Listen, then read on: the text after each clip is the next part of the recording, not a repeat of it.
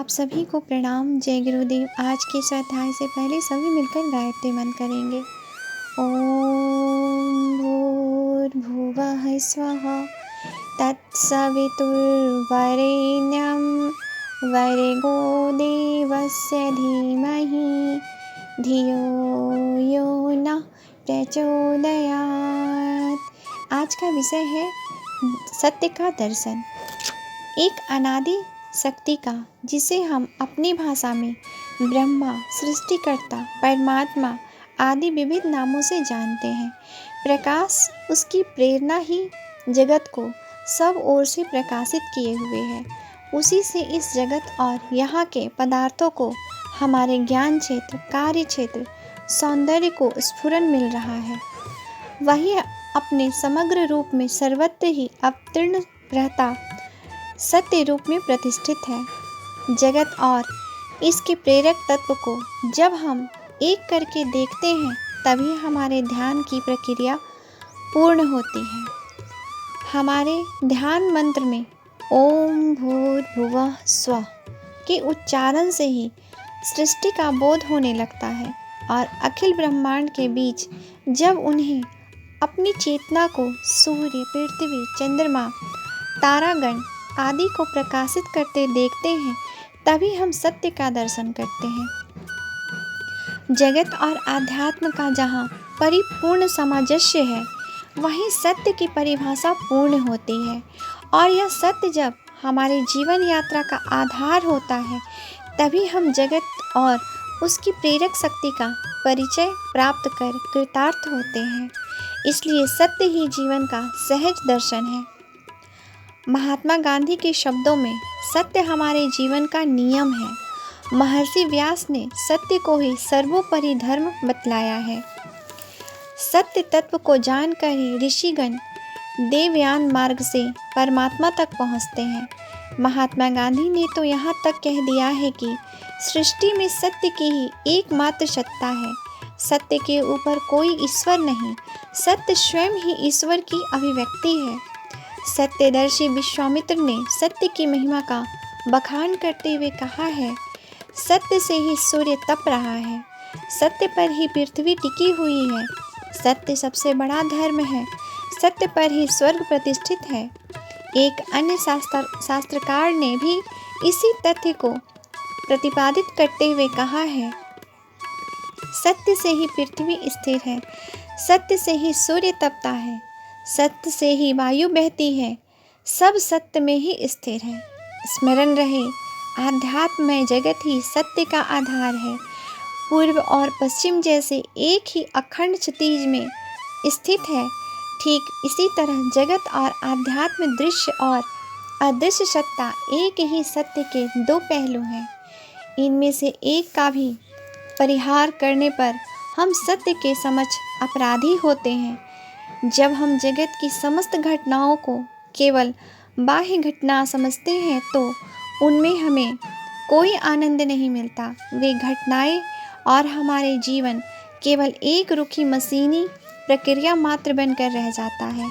जिस तरह पटरी पर रेल, सड़क पर मोटर, शिलाखंडों पर नदी की धारा बहती है, उसी तरह हमारा मन पाषाण पर जगत की धारा बहती रहती है।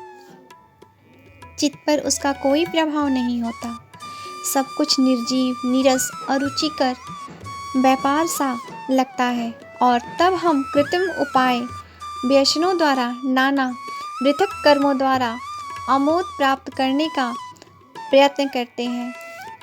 लेकिन फिर भी हमारी जीवन यात्रा एक बोझ सी मालूम पड़ती है। जब हम केवल जगत को, यहाँ की घटनाओं को ही देखते हैं, तो हमें जीवन में कोई रस नहीं मिलता, ना उत्साह, स्फूर्तिमय प्रेरणा ही।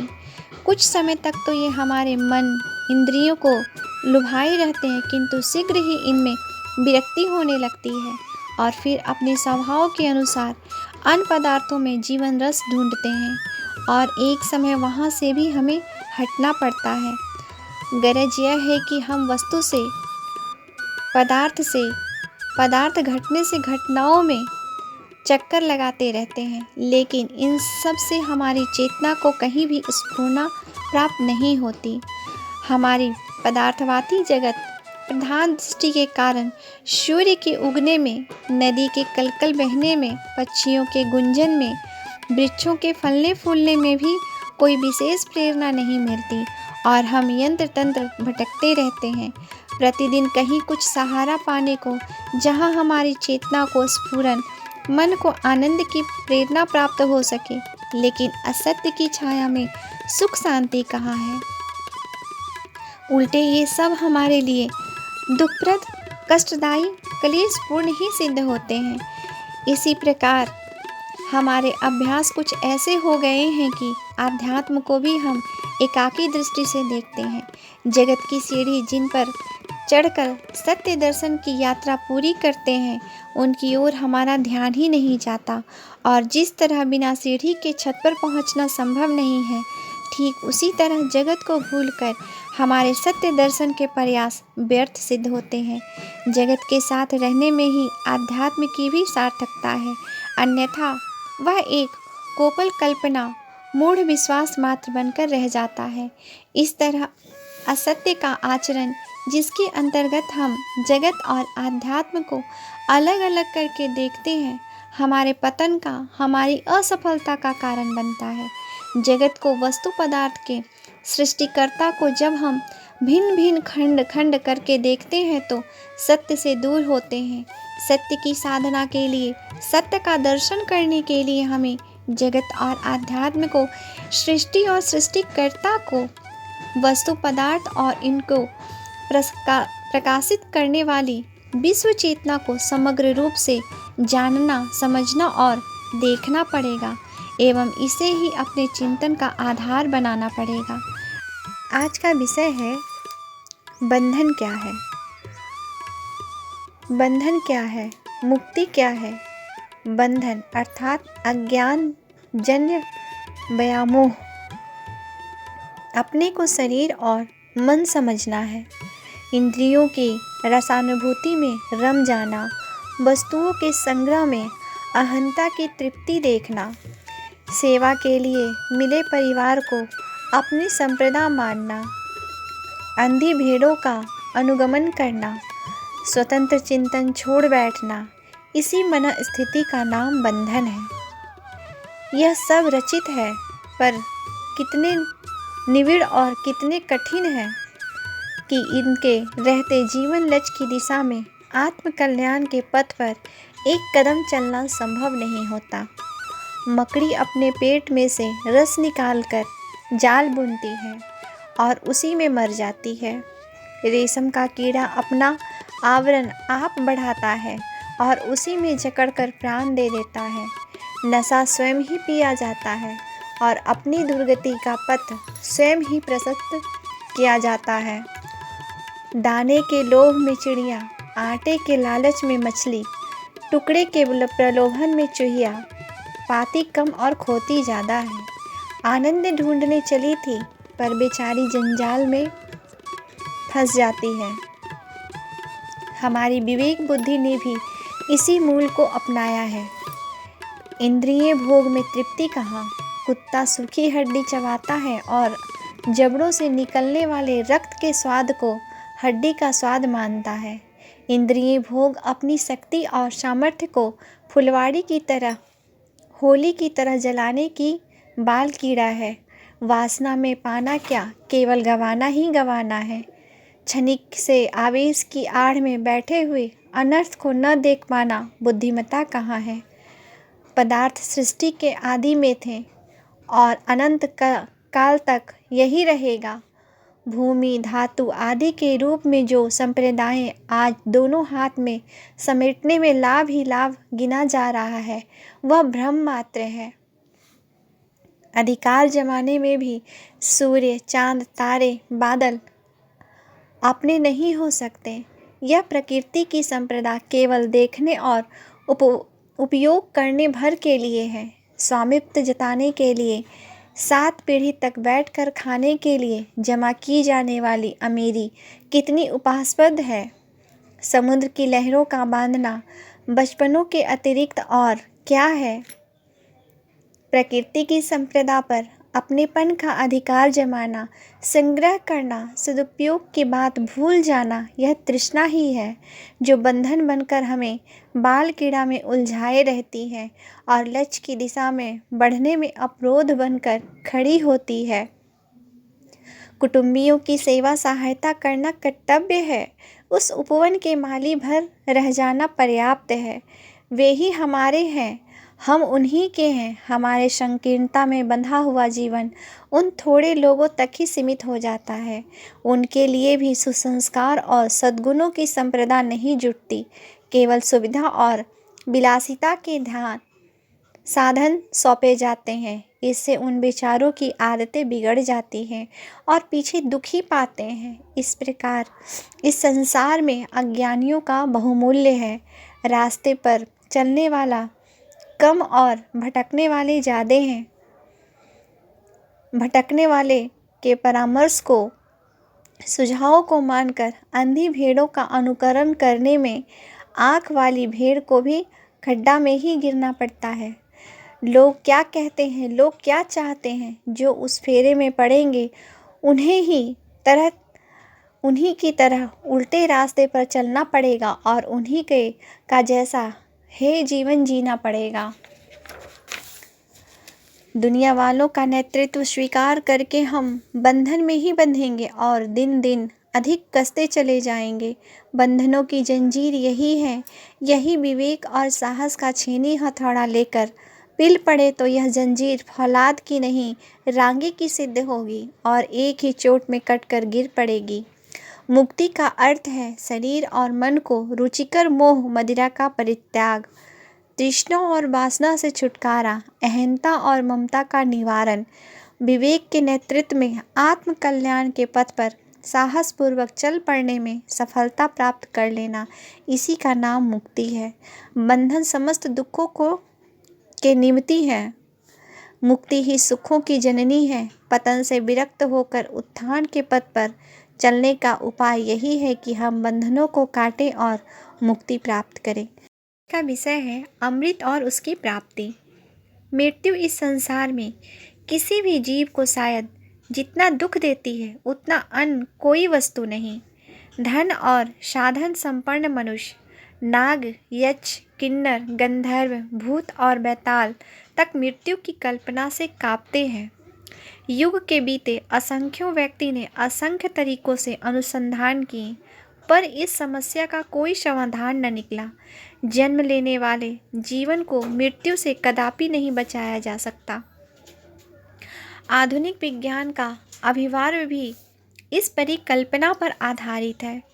विज्ञान के समुद्र मंथन से अनेक प्रकार के तत्व, रत्न और विविध आश्चर्यजनक आविष्कृत हुए, किंतु अमृत तत्व की कहीं से उपलब्धि न हो सकी। मृत्यु से छुटकारा पाने का कोई स्थूल साधन आज तक नहीं ढूंढा जा सका।